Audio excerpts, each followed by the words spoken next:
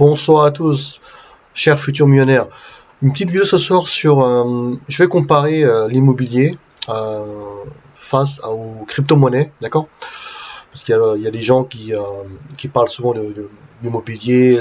Oui, il faut investir, il faut investir. D'autres non. Donc on va voir les avantages et les inconvénients. Là, on a eu la dette américaine qui a explosé, en fait, qui a atteint il y a tellement de chiffres. 30 000 milliards. C'est bien 30 000 milliards. Hein. 30 000 milliards de dollars de dette américaine. Et là, vous voyez, comme c'est des intérêts composés, ça monte. Hein. Ça monte rapidement. Hein. Là, vous pouvez voir que ça monte rapidement. Et donc, waouh, la dette américaine explose, hein, comme d'habitude. Alors, on va voir le marché de la crypto. Là, on est repassé un peu dans le rouge, à moins 2%. On était vert hier. Bon, là, c'est une petite correction encore, hein, c'est moins 2%. Voilà, donc toujours bloqué dans 30 000 à 40 000. Alors, on va comparer. J'ai fait une fiche Excel pour comparer un peu l'immobilier, en fait, face aux cryptos. D'accord? On va voir les avantages et les inconvénients. Alors, l'immobilier. Souvent, on parle d'immobilier. Est-ce qu'il faut acheter, il faut investir ou pas, etc. Alors, les avantages de l'immobilier, c'est que vous pouvez faire une plus-value importante, d'accord?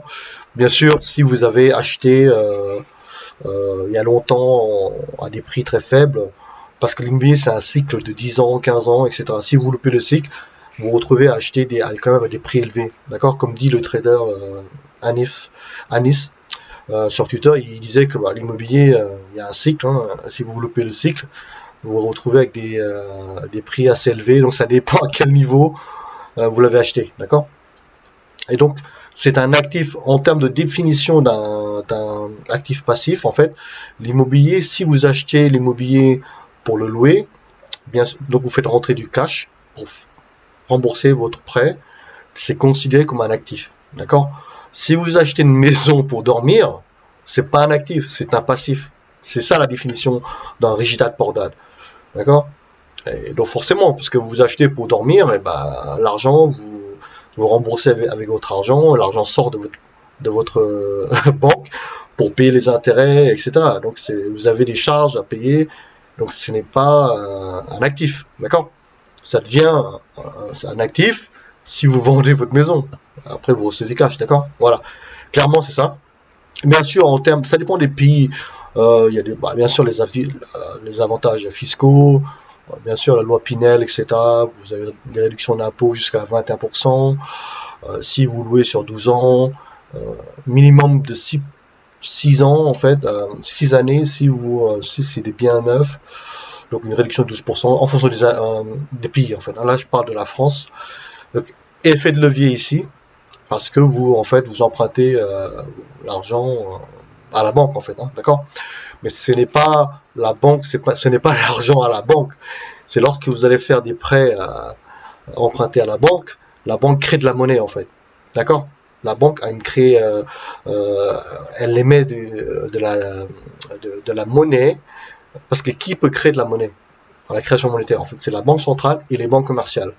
Et souvent l'idée des gens, c'est que c'est la banque me prête de l'argent pour pour acheter une maison. Non, c'est en fait la banque crée de la monnaie pour vous permettre d'acheter une maison. Et en contrepartie, bien sûr, la banque a une garantie, un collatéral, d'accord, qui est votre maison. Également, vous avez une dette envers la banque. Et la banque prend des intérêts, des commissions dessus. Mais la banque ne prête pas son argent à vous. C'est la banque crée de la monnaie, en fait. D'accord? Renseignez-vous sur la création monétaire. Il y a des livres qui parlent de ça. Il y a des vidéos également qui expliquent la création monétaire par les banques centrales et les banques commerciales. D'accord? Voilà, donc les taux sont... L'avantage également, les taux sont faibles en ce moment, mais liés à la création monétaire. Et un autre avantage, c'est que vous pouvez constituer bien sûr un patrimoine, c'est un bien tangible. Le taux de rendement moyen, il me semble, en fonction des villes, c'est dans les 5% à 7% environ. Hein. voyez, donc c'est pas non plus des taux de rendement extraordinaires.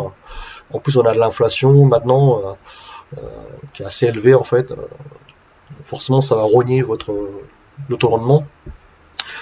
Dans les pays, il y a quelque chose à savoir, dans les pays anglo-saxons, comme l'Australie ou bien au Royaume-Uni, aux États-Unis, en fait, ce qui se passe, c'est que les gens peuvent emprunter pour acheter, en fait, pour louer, et en fait, ils sont pas obligés de payer le capital en même temps.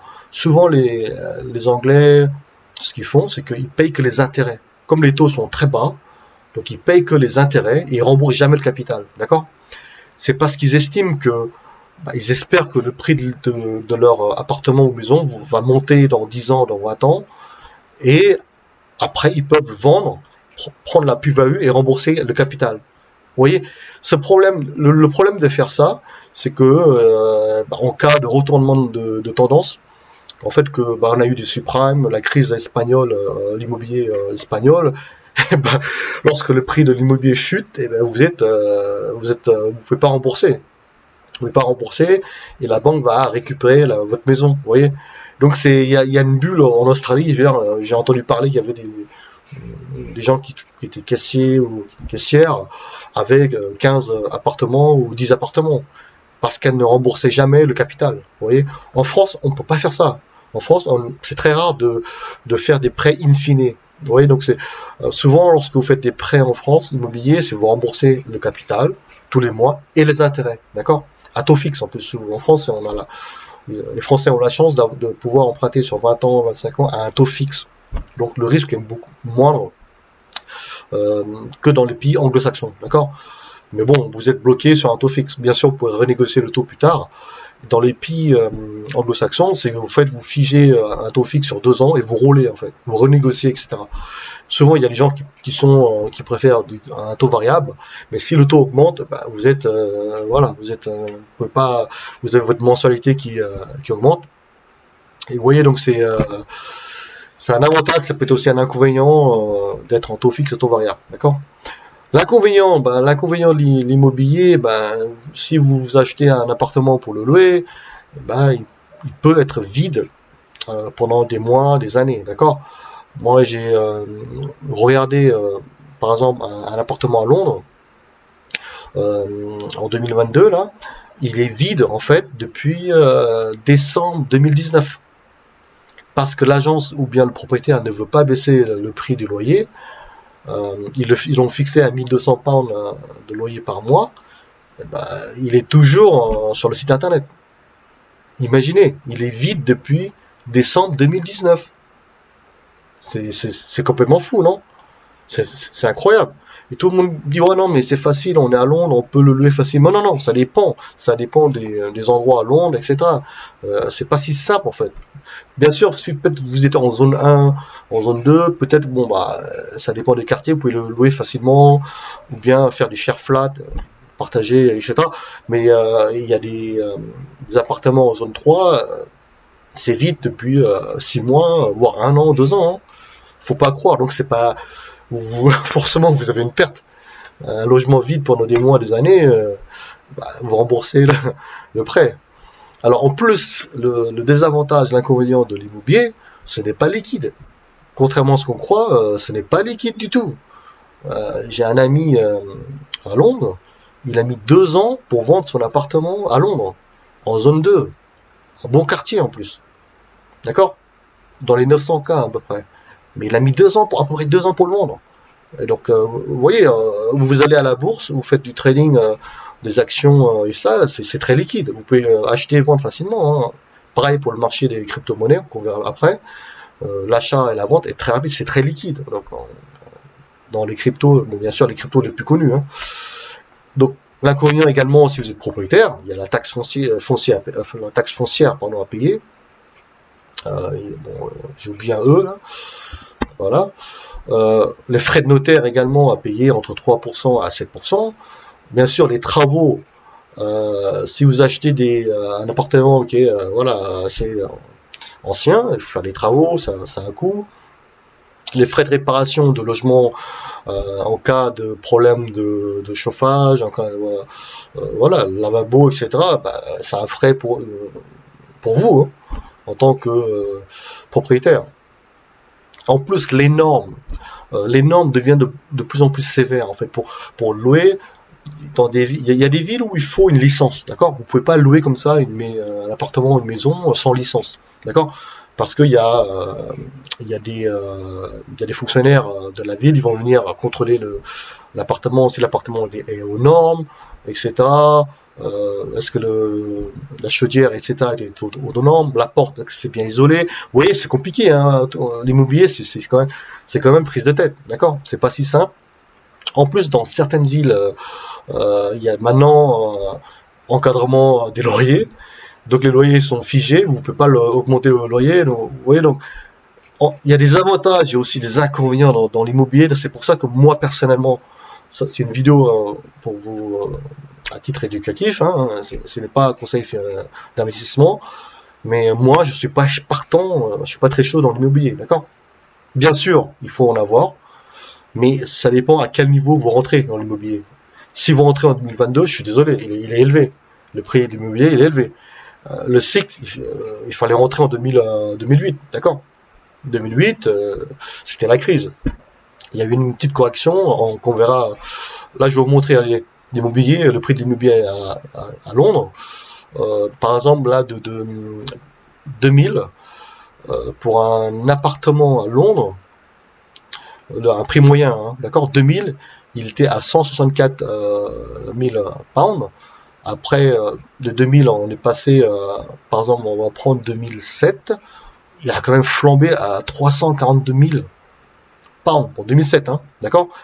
Après 2008, avant la crise du subprime, on est à 351 000 pounds pour le prix moyen d'un appartement à Londres. 2009, forcément ici ça a chuté parce qu'il y a eu la crise du subprime. Tout le monde dit oui, mais l'immobilier ne fait que monter, ça va pas cracher. C'est faux. C'est faux parce le problème c'est qu'on ne sait pas quand ça va cracher. D'accord. Et en plus, comme les banques centrales impriment beaucoup de la monnaie, ça crée des bulles obligataires et des bulles immobilières. Forcément, regardez, en 2009, le prix il a chuté. Après, en 2010, eh ben, les banques centrales, en 2009, sont venues, comment dire, arroser un peu, imprimer de la monnaie pour sauver l'économie, pour sauver les banques, etc. Boum. Forcément, comme c'est un actif, les prix après sont remontés. 2011, 401 K. 2012, 410. Et tu vois, vous voyez que c'est monté parce qu'il y a aussi une impression monétaire, d'accord. Les taux sont bas, les gens ont besoin de se loger, etc. Vous voyez, ça a un impact. Après, il y a eu le Brexit il y a 2 ans, ça a un peu down. Il y a des quartiers à Londres où ça a chuté, et après, c'est remonté parce qu'on continue à imprimer de l'argent, d'accord. Vous imprimez de l'argent, vous mettez à des taux zéro, forcément, ça crée de la spéculation. Les gens vont acheter, surtout dans les pays anglo-saxons, hein. Parce les gens ont 10 appartements, 5 appartements, mais ils payent pas le capital. Ils remboursent pas le capital. Donc c'est facile d'aller voir la banque et dire ah, j'ai 5 appartements, je vais encore acheter un sixième, mais je vais pas rembourser le capital. Je vais juste payer les intérêts. Vous voyez, donc la banque, comme la banque gagne de l'argent sur l'immobilier, les banques adorent l'immobilier parce que c'est un collatéral. Ils ont un collatéral de la pierre. Un bien tangible, vous voyez. Donc voilà. Donc en cas de crise, on ne sait pas où ça va aller. Ça peut chuter sévère le prix de l'immobilier également, hein, vous voyez. Voilà. Donc l'avantage maintenant des cryptos. Alors les cryptos, on peut également faire une plus-value importante, hein, en plus si vous trouvez des projets ou des cryptos pas chers, 5 centimes, etc., avec 1000 ou 500 dollars. Si c'est un bon projet, vous faites un fois 100, fois 200. Vous voyez. Donc en Solana, il était à 1 dollar, on est passé à 200 dollars, fois 200 en un an et demi. Imaginez, l'immobilier, vous pouvez pas faire un fois 200 en un an, d'accord. L'immobilier, c'est vraiment long terme, 10 ans, 15 ans. Et encore, ça dépend à quel niveau vous l'avez acheté, l'immobilier, d'accord. Faut pas espérer un fois 100 en 5 ans. Alors, très liquide, bien sûr, les cryptos, qui sont dans les exchanges les plus connus, hein. Très facile d'acheter et de vendre. Également, l'avantage des cryptos, c'est que vous pouvez investir facilement, sans prise de tête, en fait. D'accord? Vous tombez sur un bon projet, maintenant via les ICO, vous enregistrez, envoyez votre passeport, etc. C'est très facile, en fait. Vous envoyez de l'argent dans le projet sur le site internet, de l'Ether et tout ça, et vous achetez le token du projet. Vous voyez, donc c'est très facile, en fait. Et également la possibilité de stocker, en fait, votre BTC, votre token, votre coin dans du hard wallet, dans un portefeuille numérique électronique, d'accord? Et donc là, c'est sûr, personne ne pourra voler votre crypto parce que vous avez votre clé privée, etc. Également, maintenant, comme les cryptos se sont bien développés en 2022, on peut maintenant recevoir des intérêts en prêtant votre BTC, votre Ethereum, Polygon, et recevoir des intérêts entre 6 à 20%, d'accord, du stablecoin. Il y a des stablecoins qui vous délivrent 20% de DAI, par exemple, d'accord. Donc vous avez un revenu passif facile, d'accord. Et donc, ce qui est bien également, l'avantage, c'est que dans les blockchains publiques, il y a une transparence, d'accord. Bitcoin n'est pas anonyme. Donc vous pouvez voir toutes les transactions dans la blockchain Ethereum également. Donc c'est une transparence, d'accord. Donc l'inconvénient des cryptos, bien sûr, c'est très risqué. La volatilité, ça peut monter plus 20% à moins 20%, voire à moins 50%. C'est très risqué, d'accord. C'est à savoir ça. Si vous rentrez dans la crypto, c'est très risqué. Mais le gain est aussi élevé si vous tombez sur le bon projet, d'accord. Donc c'est intangible, c'est digital. Il y a des gens qui vont dire ah mais oui mais la crypto, BTC c'est du coding quoi, c'est du code, c'est du numérique. Ça n'a pas de valeur. Vous voyez, c'est des arguments des gens qui sont contre Bitcoin. Vous voyez donc ce qui est un peu ridicule en fait, d'accord. Taxes, bien sûr, il y a également des taxes maintenant. L'Inde, je crois que l'Inde récemment hier va finalement taxer les cryptos à 30%. Si vous faites un gain en fait de plus-value, 30%, il me semble. En France, c'est 30% également. En Angleterre, c'est 20%. Et en Portugal, je crois que c'est 0%. En Allemagne, il n'y a pas de taxe, il me semble. Et la Suisse également. Luxembourg, je crois que c'est pas très clair. Bon, j'ai un peu regardé. Donc, si vous stockez l'inconvénient, en fait, les cryptos dans un exchange, donc forcément, il y a un risque de piratage, d'être, comment dire, hacké, et vous perdez votre crypto, d'accord. Mais il y a des exchanges, il faut à savoir, les exchanges ont une assurance.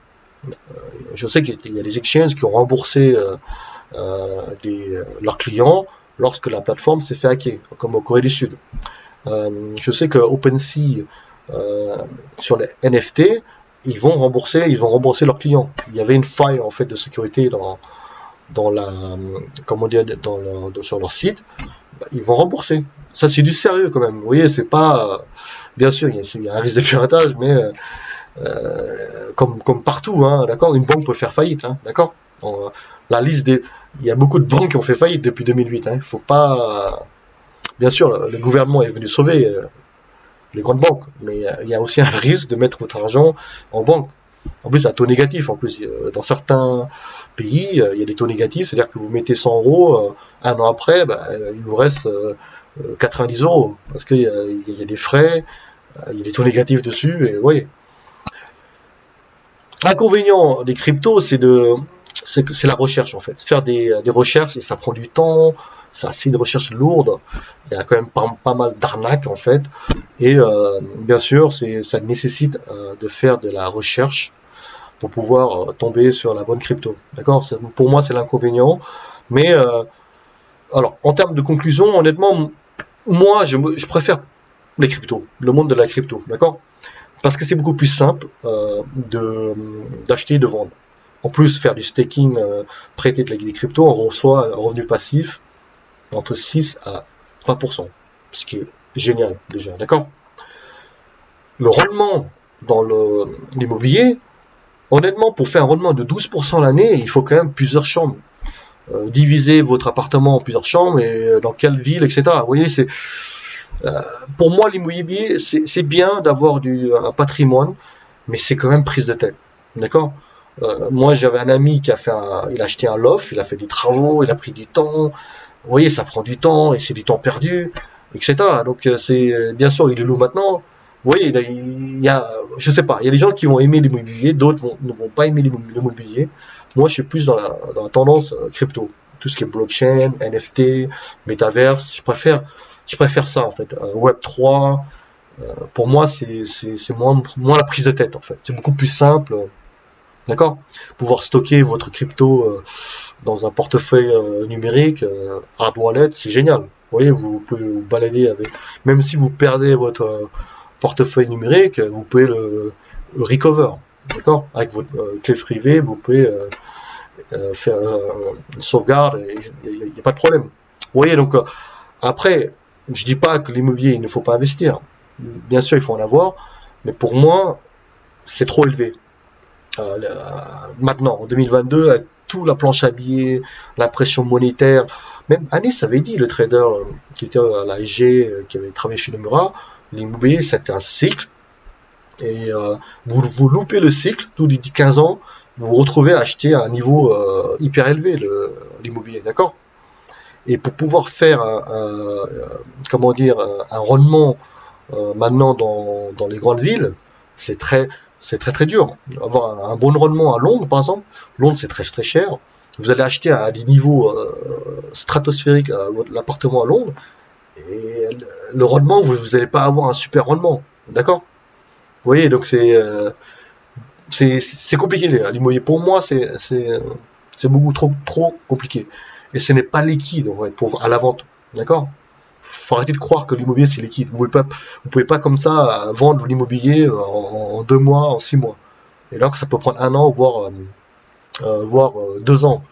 En plus, risque de loyer impayé, d'accord. Et en plus, dans certains pays comme la France, vous avez également, vous pouvez pas, par exemple, si la personne ne paye pas le loyer dans la trêve hivernale, vous pouvez pas virer la personne avec une famille, des enfants. Et là, vous avez un risque. Et donc, il y en a qui disent oui, mais il faut une assurance. Oui, mais l'assurance, il y a un coût. L'assurance n'est jamais gratuite. Vous voyez. Et donc, il y a savoir. D'accord. Moi, à titre personnel, je préfère les cryptos, blockchain, métaverse, NFT, les nouveaux projets, comment dire, de blockchain, défi, la finance décentralisée. Euh, un exemple comme Maillard Exchange, vous pouvez faire du farming, avoir des intérêts, etc. Oui, bon, c'est beaucoup plus simple, c'est beaucoup plus moderne, etc. Mais ça ne veut pas dire qu'un jour je ne vais pas prendre l'immobilier, d'accord. Ça dépend à quel niveau rentrer dans l'immobilier. Pour moi, personnellement, j'achèterai pas maintenant, d'accord. Ce n'est pas un conseil d'investissement, etc. C'est beaucoup trop élevé. Vous allez rentrer à des niveaux stratosphériques l'immobilier, d'accord. Je préfère largement, pour l'instant, payer un loyer que d'aller rentrer acheter un appartement ou une maison maintenant. Même si les taux est à 1,5 ou etc. Mais vous avez le capital de quoi 500K, 900K à mettre, des apports à mettre. Pour moi, ce n'est pas non, je suis pas vraiment intéressé pour l'instant dans. Voilà, ça c'est mon point de vue. Faites-moi un commentaire si vous pensez, vous préférez l'immobilier ou les crypto-monnaies, etc. Ce serait bien d'avoir votre avis sur ça. Voilà. Mais bon, après, l'immobilier permet également de diversifier, hein, d'accord, comme la crypto. Hein. Il y a un côté positif et négatif. Mais moi, mon avis, je suis pas du tout pro-immobilier pour l'instant. D'accord. S'il y a une crise, pourquoi pas, une correction, pour réfléchir, pourquoi pas avoir du cash et investir dans l'immobilier pour le louer. D'accord. Voilà, donc, mais à ce niveau-là, l'immobilier, je suis vraiment pas du tout intéressé. Alors, revenons maintenant dans le monde de la crypto. Les news, en fait, les news, il y a des petites news un peu, bon, il y a Fidelity qui disent, bon, we have been accumulating Bitcoin depuis 2014. Waouh! En fait, ils ont Bitcoin depuis 2014. Donc, je savais même pas. Waouh, c'est incroyable, non? Comme news. Alors, ah oui, là, il y a la tweeté la dette américaine de 30 trillions de dollars. Il y a tellement de zéros maintenant, c'est hallucinant. Alors, ce qui se passe quoi? Fidelity Head of Cell. We started mining. Oh, je savais pas qu'ils minaient en fait. Started mining and accumulating Bitcoin in 2014. Ce qui est marrant, c'est que en fait, il y a 2 ans ou 3 ans, j'avais parlé avec un trader à Londres qui était en fait bon, dans les banques américaines. Lui, ce qu'il avait fait, c'est qu'il avait investi dans le mining des bitcoins, des cryptos, en fait au Canada. Parce qu'à l'époque, l'électricité est pas chère au Canada, etc. Je sais pas combien il a mis, mais je crois qu'il y a 2-3 ans. Mais là, comme Bitcoin a explosé en 2022-2021, mais je pense qu'il est devenu millionnaire. Hein. Ah ouais, mais c'est un trader que je connaissais, qui avait travaillé dans, dans les banques américaines. Il était intéressé dans tout ce qui est mining. Il a eu le réflexe en fait de mettre son argent dans le mining, quoi. C'est incroyable. Hein. Et là, je pense ouais, il est devenu vraiment riche, millionnaire hein, en 2022, je pense. Hein. Voilà. Alors, NFT. Disney is hiring an NFT expert to lead. Vous voyez, donc c'est NFT. Il y a une bulle, bien sûr, sur NFT, mais il y a des acteurs maintenant connus qui commencent à rentrer dans le monde de NFT. Vous voyez. En plus, ce qui est marrant, c'est que El Salvador to deploy. Bon, ils vont mettre machine à cash, là, distributeur de cash, 1500 de plus de Bitcoin dans leur pays. Ce qui est génial. Bon, là, intéressant à suivre, en fait, c'est Charlie Bilello, c'est un Américain. En fait, il aime bien analyser un peu les prix en fait de tout ce qui est commodities, Bitcoin, crypto, stock, exchange. Là, vous voyez, regardez que ça a explosé. Le café, 92% d'augmentation.